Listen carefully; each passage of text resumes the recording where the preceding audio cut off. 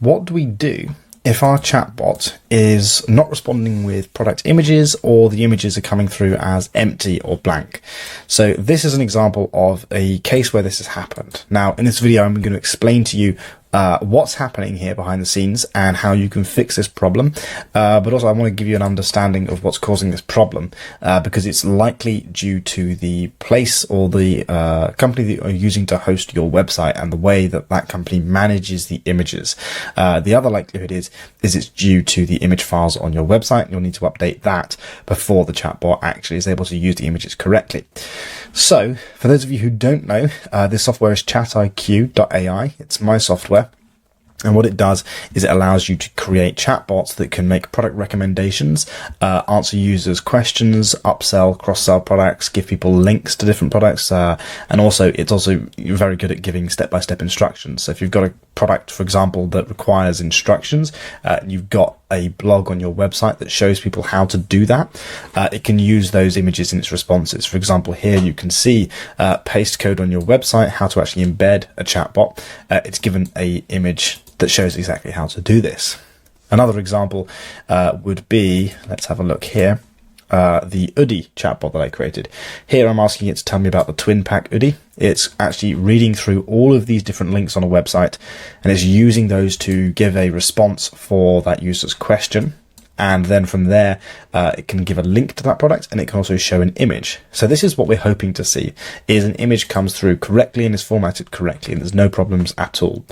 What you'll probably find is when you first create your chatbot, you embed it onto your website, you're going to have some real good fun testing it out and just asking it some questions, and then suddenly it's going to do something very strange that you weren't expecting. And if that happens, this video is going to help you out. So let's go back to the Apple chatbot that I created. What is happening here? Well, you can see here, this chatbot has got, I don't know what this is, like 20, 40 different URLs that it's using. So I haven't scraped the entire website of Apple, obviously, but it's using these as its responses. It's reading all of these web pages simultaneously, and it's actually trying to create product recommendations based off the user's question. So you can see here, I'm a student, what's the best product for me?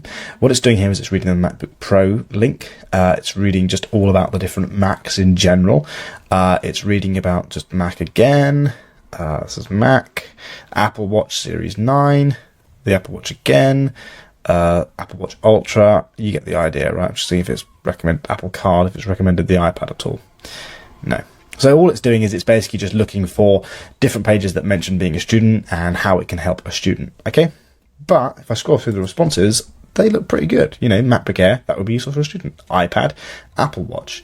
But there's these big grey empty spaces. Why is that happening? Well, if you look at this, if you click on the I button, what we're trying to do here is display an image URL from your website. If the image is blank, you can delete it from ChatIQ to stop an error showing. So basically what's happening is somewhere within Apple's website, they have got expired image URLs. So if I click on this information button and visit the image URL, it's actually taking me to a page that doesn't exist. So this is a JPEG URL. This JPEG URL is obviously an expired URL, and it's still somewhere in the metadata of their website, and ChatIQ is using that for its responses. I am working on improving this, so hopefully in the future this won't be happening as much, but every once in a while this will happen. It's very easy to solve. All you do is click on this button and then remove it. Now it's no longer showing up in the responses. It will also no longer show up in any future responses. It will never show up again. What you can do as well, if I come to messages and I go to Apple, here we go. This is the response that's come through. So this is actually like a background view. So if you're worried about this happening live on your website and you don't know what messages to send to see what's happening, all you need to do is come to your messages section in your chatbot. You can see Apple, chosen the same one. This one's obviously only got one chat on it because it's just a test example, but you can see here it said the MacBook Air. This is the image link that it's trying to show. I can actually click this link within the messages and you can see here that there's an error. Okay, so you can obviously go ahead and remove those. Now I will make this so you can actually, instead of seeing just the links, it will show the images and the responses. And actually it was doing it for the Apple Watch as well, but I already removed it before I started filming this video. Okay, clearly I didn't. I did. So, what was I saying? So now I've removed that. It's not going to use that in its responses anymore. It's now formatted everything nicely. And again, just to look at the responses, the MacBook Air is a lightweight and portable laptop, perfect for students who need to take their work with them on the go.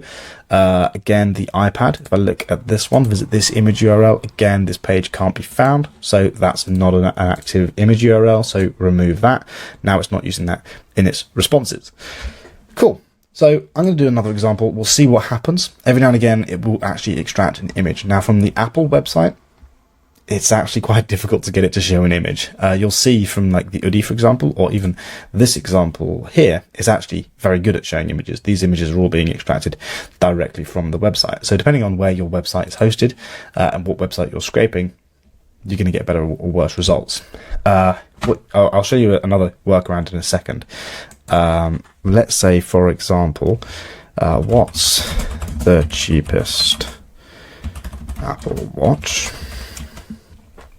I haven't tried these responses, so you're seeing this for the first time as I am. And what it's going to do now is it's going to read all of these different pages and it's going to use those responses. So the Apple Watch SE, and here, for example, it's actually using the image in its response. So you can see this is an example of when it does work. It's giving me information on the pricing, the case size, the material, display, connectivity, health features, blah, blah, blah, blah, and also an image for that product. So now if I had this on my website, if I click on Share Chatbot and I copy this code and I embed it onto my website, obviously then if someone were to ask the same question, it will still show that image URL. So you can see sometimes it does get a bit confused, sometimes it doesn't, but it's very easy to debug these issues. And you'll notice that it didn't try and use these image URLs again in its responses. Now, if we just have a quick look down here, we can see the Apple Watch Ultra, Series 9, the Ultra, Series 9. What else is it using? Series 9. So it's reading like 10 different websites at a time. And what it's doing, you can see it's comparing the different prices of all of these different websites, and it's be able to give me what it thinks is the best response for what it is that I'm purchasing. So I think that's probably everything to go through on this video. I have got plenty of other videos on how to improve the responses from your chatbot. But I will see you guys in my next video.